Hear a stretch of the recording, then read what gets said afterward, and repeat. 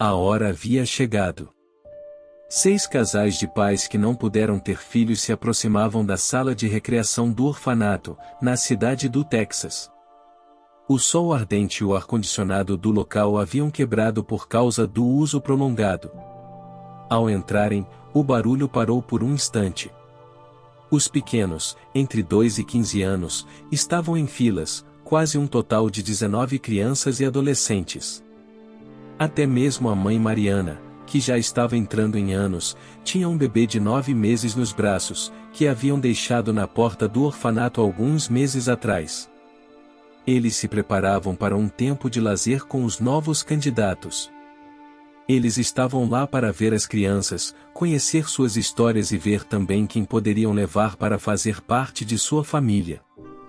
O momento era terno, mas o suor não deixava os candidatos a pais pensarem direito. Ao contrário das crianças, que já estavam acostumadas com a dor, eles suportavam o infortúnio de ter que abrir e fechar as janelas para que o ar entrasse. Mas não só o ar entrava, os mosquitos também entravam e picavam a maioria deles. Eles estavam aguentando as vontades de coçar os braços e as pernas, que já tinham algumas feridas e úlceras devido à irritação que causavam. Muitos deles já estavam entrando na adolescência. Eles não tinham muita culpa de não terem sido adotados.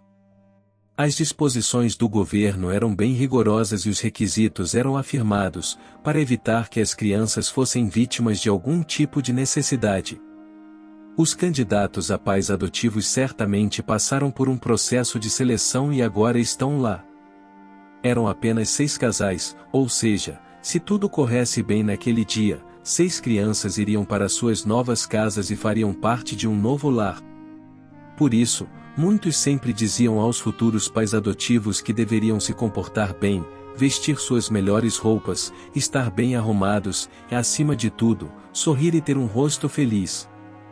Era incrível que, apesar das condições climáticas e das feridas causadas pelas picadas de insetos, todos sorrissem quase ao mesmo tempo. Eles tinham um porte perfeito. Embora o suor escorresse por suas testas, eles usavam um lenço branco para aliviar a sensação de calor extremo que enfrentavam nesses dias.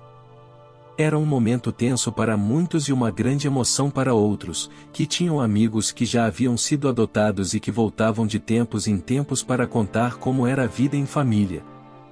Agora, todos estavam animados com a ideia de serem adotados, exceto alguém que sempre era visto em um canto com roupas velhas, sem desejo de se relacionar com os adultos que chegavam.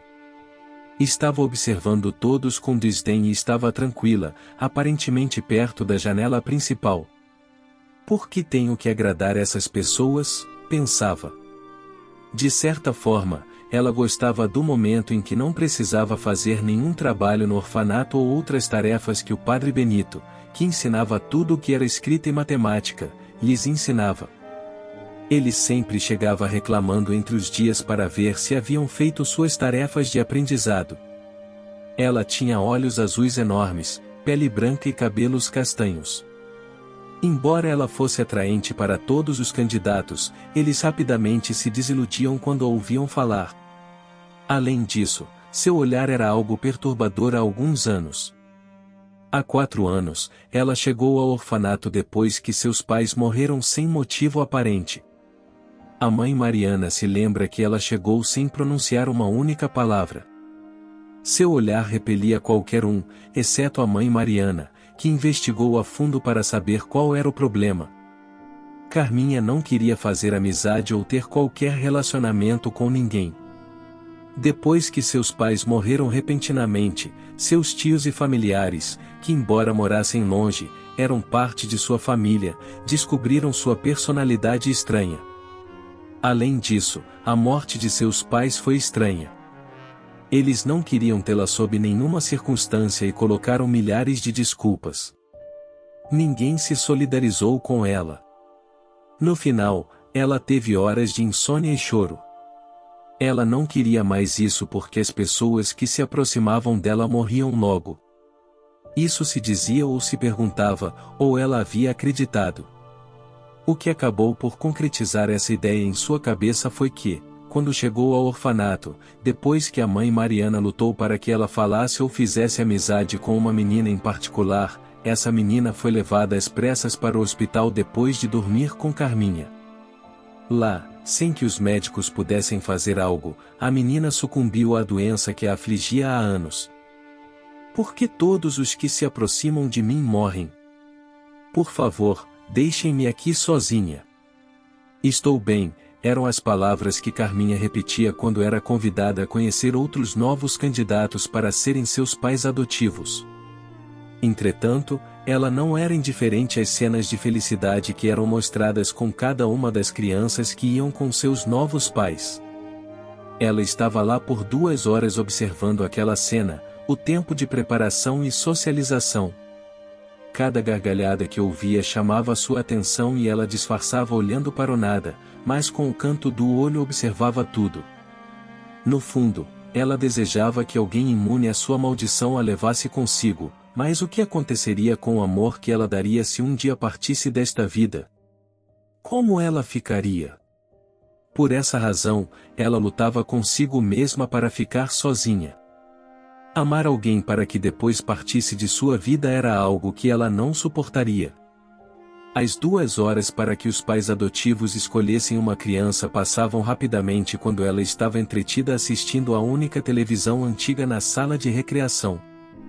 Que alívio ela sentia quando ninguém vinha buscá-la, ninguém tentava convencê-la. Mas o que seguia depois era que, depois de uma semana, muitas crianças se alistavam e se despediam dos outros. Isso sim era algo impossível de evitar. Eles iriam embora em breve com seus pais adotivos. Isso trazia nostalgia e pesar à mente dela. Ela dizia que um dia seria grande e sairia como as outras crianças pela porta da universidade para receber um trabalho e começar sua vida adulta. No entanto, era apenas uma imaginação terna. Por essa razão, até aquele momento, ela se mantinha em um canto sem fazer amizade com ninguém. As coisas deveriam ter continuado assim, mas com o passar do tempo, a mãe Mariana envelhecia cada vez mais e com ela ia a única pessoa que já havia gostado dela. E ela não pensou que essa mulher não era eterna. Em uma manhã, sem que ela sequer imaginasse, a mãe Mariana foi internada no hospital e nunca mais voltou. Ela pensava onde terminariam seus dias. Quem mais a obrigaria a dormir? Quem a forçaria a comer algo? Não haveria mais disso. Não haveria mais repetições das orações para ordená-la a fazer suas coisas. Nunca mais haveria alguém que apenas lhe desse boa noite depois de lutar tanto. Seu pequeno coração se encolhia de tristeza só de imaginar que não havia mais nada para ela.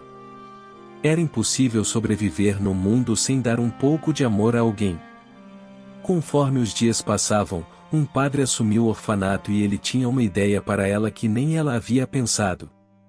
Ao saber as diferentes histórias de cada criança, o padre soube que Carminha já tinha 5 anos no orfanato e não tinha nem mesmo alguma tentativa de adoção.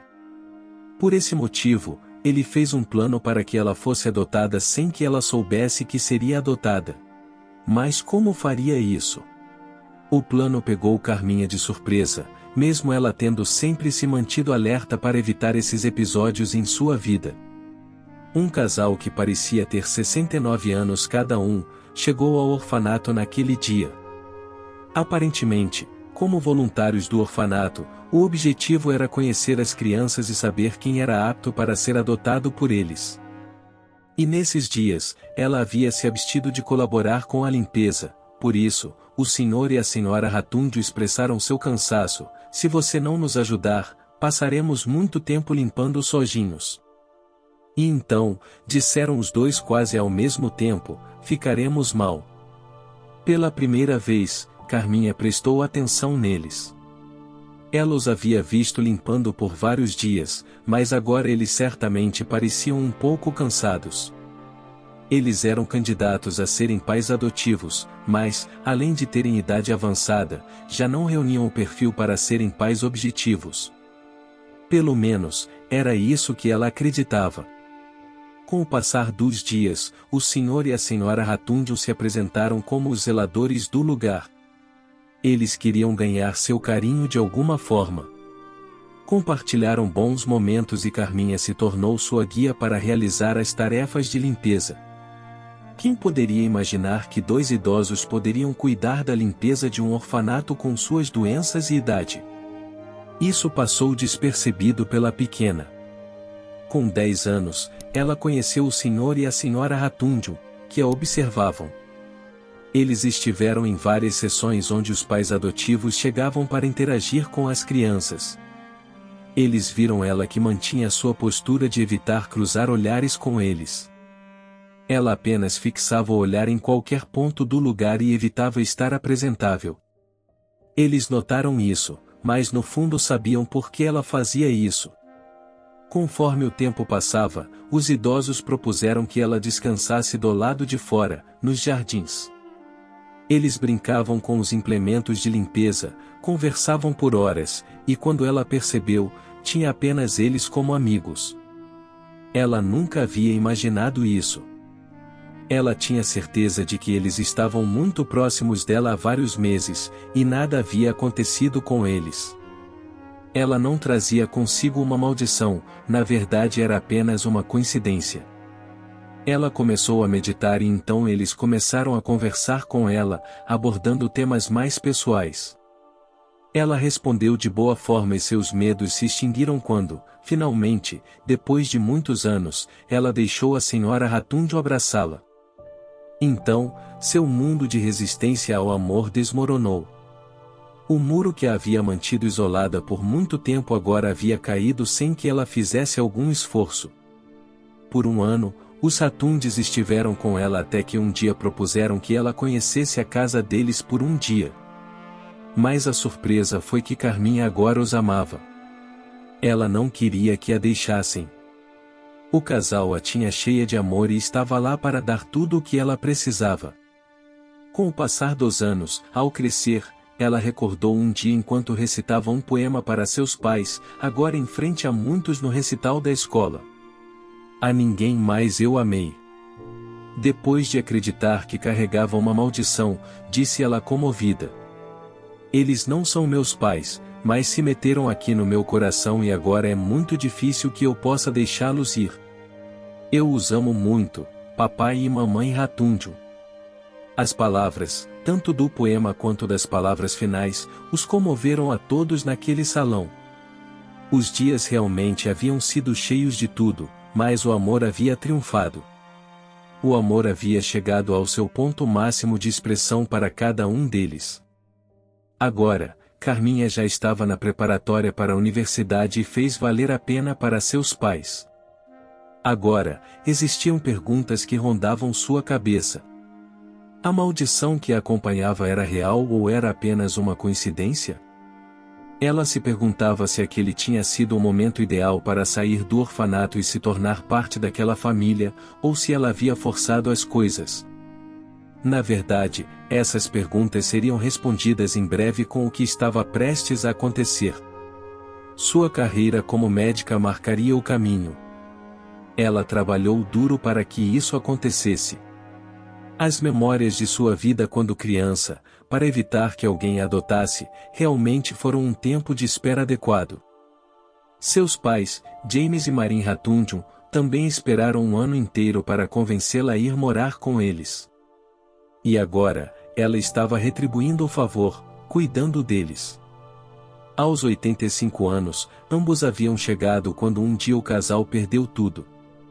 Alguém havia se apropriado de seus fundos e eles começariam um processo para recuperar seu dinheiro.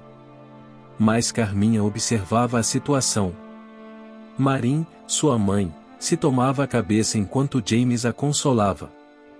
Naquela tarde, Carminha chegou e, sem perguntar, sua primeira reação foi consolá-los como se fossem duas crianças pequenas. Ela os cobria de beijos e repetia que os amava com todo o coração.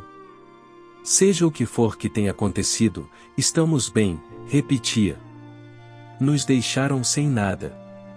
O homem que cuidava de nossos fundos nos enganou e nos deixou na rua sem um centavo.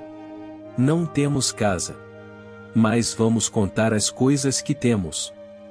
Os fundos se foram e a casa pode ter sido hipotecada, mas tudo pode ser recuperado. Chegou o momento ideal no caminho que Deus marcou, não só para mim, mas também para vocês. Vocês não foram deixados sem nada. O amor que vocês deram é infinito, e isso não pode ser pago com nada além do que eu lhes devolver algo disso. E com isso, Carminha estendeu a mão e tinha um documento não aberto. Me deram uma resposta, olhem. Ao abrir o documento, leram juntos que o trabalho era para ela e que começaria na próxima semana. Ela receberia um adiantamento para suas despesas antes de chegar ao hospital do Texas, e Carminha recebeu seu primeiro pagamento no mês seguinte. Ela tinha um total desapego pelas coisas materiais. Nada disso teria acontecido se aquele casal de idosos não tivesse desafiado sua postura quando era criança, e acreditava que tinha uma maldição que a acompanhava.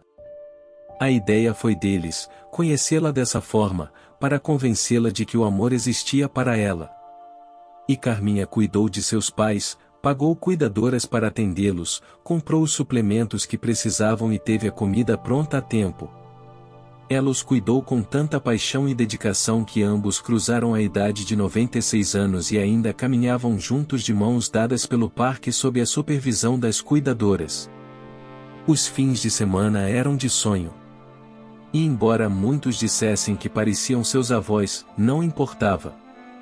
Eles se comportaram à altura, a compreenderam e entraram em seu coração como ninguém mais poderia ter ocorrido. Nas férias, partiram em um cruzeiro rumo às paradisíacas ilhas do Golfo do México. A vida foi muito condescendente com eles, e Carminha os deixou novamente para se ajustar ao seu trabalho depois disso. Mas como toda história de amor bonita e demonstrações de caridade e amor absoluto tem um fim na terra, uma noite, enquanto trabalhava, a notícia da morte de sua mãe chegou lentamente. Ela caiu no chão enquanto seu pai chorava ao telefone. Você tem que ficar calma, minha vida, repetia James pelo telefone. Tanto era o amor e o tempo que ele a conhecia, sabia de seus medos que sempre a acompanharam por perder as pessoas que amava ou conhecia. A velha superstição de que quem se aproximava dela morria encheu seus pensamentos. Os traumas do passado em sua infância voltaram novamente, mas ela os superaria em seu coração e mente agora. Sua mente havia viajado até o orfanato enquanto suas companheiras a acariciavam. Tudo ficará bem, repetiam, mas as palavras perdiam sentido conforme as lembranças de sua vida de sua mãe adotiva passavam por sua mente. Ao chegar em casa, sabia que nada seria como antes. Algo faltava agora. As chamadas para rezar um Pai Nosso, as carícias à noite antes de dormir, tudo isso se foi. Seu pai a consolava. Ela não sofreu, verdade? Perguntou ela.